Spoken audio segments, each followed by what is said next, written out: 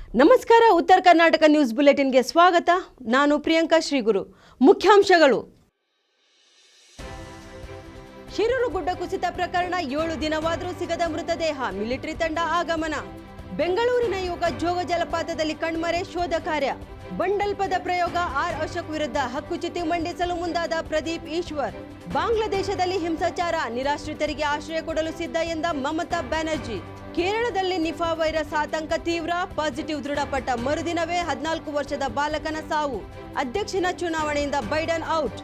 ಬಾಂಗ್ಲಾದಲ್ಲಿ ಹಿಂಸಾಚಾರಕ್ಕೆ 130 ಬಲಿ, ಕಂಡಲ್ಲಿ ಗುಂಡಿಗೆ ಆದೇಶ. ಭಾರತಕ್ಕೆ ಮರಳಿದ 1000ಕ್ಕೂ ಅಧಿಕ ವಿದ್ಯಾರ್ಥಿಗಳು. ಸರ್ಕಾರಿ ನೌಕರರಿಗೆ ಇನ್ನು ಆರ್ಎಸ್ಎಸ್ಗೆ ಸೇರುವ ಅವಕಾಶ, ನಿಷೇಧವನ್ನು ಕೊನೆಗೊಳಿಸಿದ ಮೋದಿ ಸರ್ಕಾರ. ಮೋದಿ, ಬೈಡನ್, ಟ್ರಂಪ್ ಒಳಗೊಂಡ ಎಐ ರ್ಯಾಂಪ್ ವಾಕ್ ಹಂಚಿಕೊಂಡ ಎಲೋನ್ ಮಸ್ಕ್. ಔರಂಗಜೇಬ ವಿಮಾನಗಳ ಸಂಘದ ಮುಖ್ಯಸ್ಥ ಉದ್ಧವ್ ಠಾಕ್ರೆ ವಿರುದ್ಧ ಅಮಿತ್ ಶಾ ಲೇವಡಿ. ವಾರ್ತೆಗಳ ವಿವರ.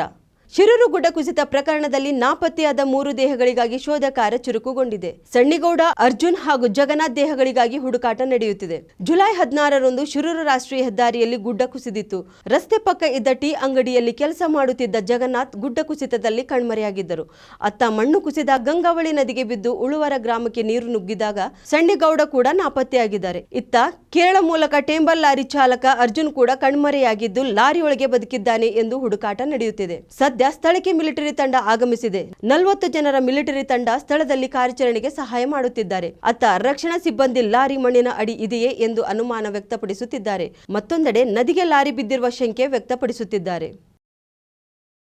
ಬೆಂಗಳೂರಿನಿಂದ ಪ್ರವಾಸಕ್ಕೆಂದು ಬಂದಿದ್ದ ಯುವಕನೋರ್ವ ಜೋಗ ಜಲಪಾತದ ಬಳಿ ಕಣ್ಮರೆಯಾಗಿದ್ದಾನೆ. ಯುವಕನಿಗಾಗಿ ಕಳೆದ 6 ದಿನಗಳಿಂದ ಶೋಧ ಕಾರ್ಯ ನಡೆಯುತ್ತಿದೆ. ಗದಗ್ ಮೂಲದ 24 ವರ್ಷದ ಆನಂದ್ ನಾಪತ್ತೆಯಾಗಿರುವ ಯುವಕ. ಬೆಂಗಳೂರಿನಲ್ಲಿ ಟೀ ಅಂಗಡಿ ನಡೆಸುತ್ತಿದ್ದ ಈ ಯುವಕ ಜೋಗ ಜಲಪಾತ ನೋಡಲೆಂದು ಇದೇ ಜುಲೈ 15ರಂದು ಜಲಪಾತದ ಬಳಿ ಆಗಮಿಸಿದ್ದನು. ಯಾತ್ರಿ ನಿವಾಸದ ಸೀತಾಕಟ್ಟಿ ಸೇತುವೆ ಬಳಿಯಿಂದ ಬೇಲಿ ದಾಟಿ ಜಲಪಾತದ ಬಳಿ ಹೋಗಿದ್ದನು. ಆದರೆ ಅಂದಿನಿಂದ ಯುವಕ ನಾಪತ್ತೆಯಾಗಿದ್ದಾನೆ. ಬ್ಯಾಗ್ ಮಾತ್ರ ಸಿಕ್ಕಿದ್ದು, ಯುವಕ ಮಾತ್ರ ಎಲ್ಲಿದ್ದಾನೆ ಎಂದು ತಿಳಿದು ಬಂದಿಲ್ಲ. ಕಾರ್ಗಲ್ ಠಾಣೆ ಪೊಲೀಸರು ನಾಪತ್ತೆ ಪ್ರಕರಣ ದಾಖಲಿಸಿಕೊಂಡು ಜಲಪಾತದ ಬಳಿ ಯುವಕನಿಗಾಗಿ ಶೋಧ ಕಾರ್ಯ ನಡೆಸುತ್ತಿದ್ದಾರೆ. ಜೋಗ ಜಲಪಾತದ ಬಳಿ ಬೀಳುತ್ತಿರುವ ಭಾರಿ ಮಳೆ ಹಾಗೂ ಮಂಜು ಮುಸುಕಿದ ವಾತಾವರಣ ಕೆಲಸಕ್ಕೆ ಅಡ್ಡಿಯಾಗುತ್ತಿದೆ. ಕಳೆದ 6 ದಿನಗಳಿಂದ ಈ ಹುಡುಕಾಟ ನಡೆಸಲಾಗುತ್ತಿದೆ. ಬಂಡಲ್ ಪ್ರದೀಪ್ ಈಶ್ವರ್ ಬಂಡಲ್ ಎಂದು ವಿರೋಧ ಪಕ್ಷಗಳು ಶಾಸಕ ಪ್ರದೀಪ್ ಈಶ್ವರ್ ವಿರುದ್ಧ ವ್ಯಂಗ್ಯಪದಗಳ ಪ್ರಯೋಗ ಮಾಡಿದ್ದಕ್ಕೆ ವಿರೋಧ ಪಕ್ಷದ ನಾಯಕ ಆರ್ ಅಶೋಕ್ ವಿರುದ್ಧ ಹಕ್ಕುಚ್ಯುತಿ ಮಂಡನೆ ಮಾಡಲು ಪ್ರದೀಪ್ ಈಶ್ವರ್ ಮುಂದಾಗಿದ್ದಾರೆ. ಶುಕ್ರವಾರ ಸದನದಲ್ಲಿ ಪ್ರವಾಹ ಪರಿಸ್ಥಿತಿ ಬಗ್ಗೆ ಪ್ರದೀಪ್ ಈಶ್ವರ್ ಮಾತನಾಡಿರುವ ವೇಳೆ ಧರಣಿ ನಡೆಸುತ್ತಿದ್ದ ಬಿಜೆಪಿ ಸದಸ್ಯರು ಪ್ರದೀಪ್ ಈಶ್ವರ್ ಅವರನ್ನು ಬಂಡಲ್ ಎಂದು ವ್ಯಂಗ್ಯವಾಡಿದ್ದರು. ಇದರಿಂದ ರೊಚ್ಚಿಗೆದ್ದ ಪ್ರದೀಪ್ ಈಶ್ವರ್ ಬಿಜೆಪಿ ವಿರುದ್ಧ ಮತ್ತಷ್ಟು ವಾಗ್ದಾಳಿ ನಡೆಸಿದ್ದರು. ಶಾಸಕ ಪ್ರದೀಪ್ ಈಶ್ವರ್ ಹಕ್ಕುಚ್ಯುತಿ ಮಂಡನೆಗೆ ಮುಂದಾಗಿದ್ದಾರೆ. ವಿರೋಧ ಪಕ್ಷದ ನಾಯಕರ ವಿರುದ್ಧ ಹಕ್ಕುಚ್ಯುತಿ ಮಂಡನೆಗೆ ಅವಕಾಶ ನೀಡುವಂತೆ ಸ್ಪೀಕರ್ ಯುಟಿ ಖಾದರ್ಗೆ ನೋಟಿಸ್ ಕೊಟ್ಟಿದ್ದಾರೆ.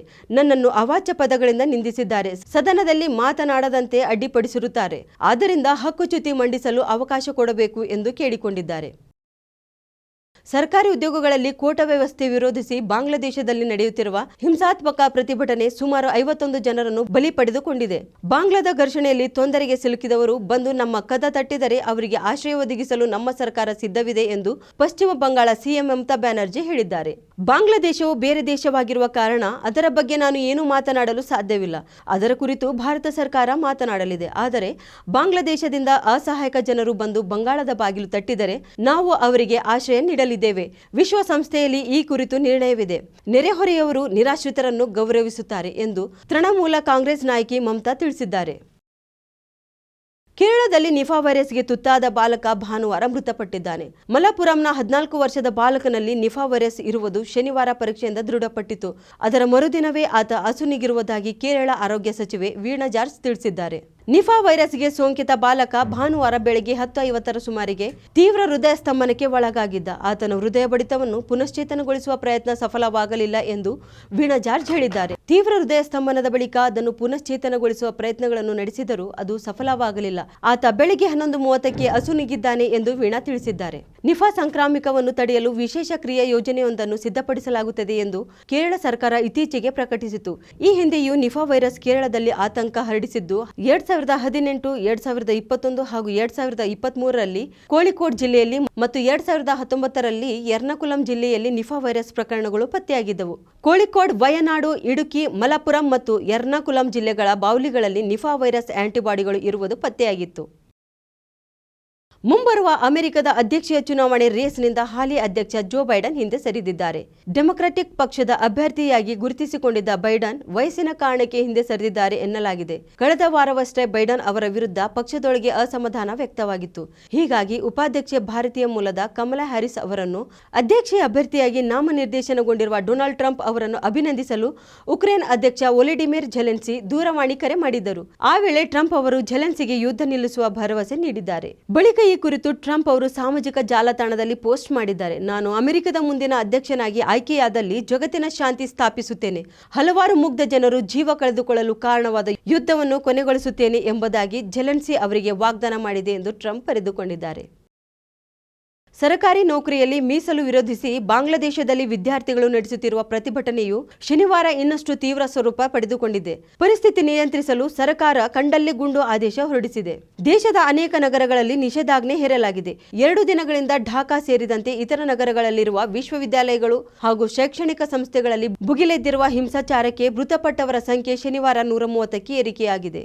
ಬಾಂಗ್ಲಾದೇಶದ ವಿವಿಧ ವಿಶ್ವವಿದ್ಯಾಲಯಗಳಲ್ಲಿ ಶಿಕ್ಷಣ ಪಡೆಯುತ್ತಿದ್ದ 778ಕ್ಕೂ ಹೆಚ್ಚು ಭಾರತೀಯ ವಿದ್ಯಾರ್ಥಿಗಳು ಬಂದರು ಹಾಗೂ ಗಡಿ ಮಾರ್ಗಗಳ ಮೂಲಕ ಭಾರತಕ್ಕೆ ಮರಳಿದ್ದಾರೆ. ಶನಿವಾರ ಅಗರ್ತಲಾ ಇಂಟಿಗ್ರೇಟೆಡ್ ಚೆಕ್ಪೋಸ್ಟ್ನಲ್ಲಿ ವಲಸೆ ಕ್ಲಿಯರೆನ್ಸ್ ಪಡೆದುಕೊಂಡು ಇವರು ವಾಪಸ್ಸಾಗಿದ್ದಾರೆ. 200 ವಿದ್ಯಾರ್ಥಿಗಳು ಢಾಕಾ ಮತ್ತು ಚಿತ್ತಗಾಂಗ್ ವಿಮಾನ ನಿಲ್ದಾಣಗಳ ಮೂಲಕ ಸ್ವದೇಶಕ್ಕೆ ಮರಳಿದ್ದಾರೆ ಎಂದು ಭಾರತ ವಿದೇಶಾಂಗ ವ್ಯವಹಾರಗಳ ಸಚಿವಾಲಯ ಶನಿವಾರ ಪ್ರಕಟಣೆಯಲ್ಲಿ ತಿಳಿಸಿದೆ.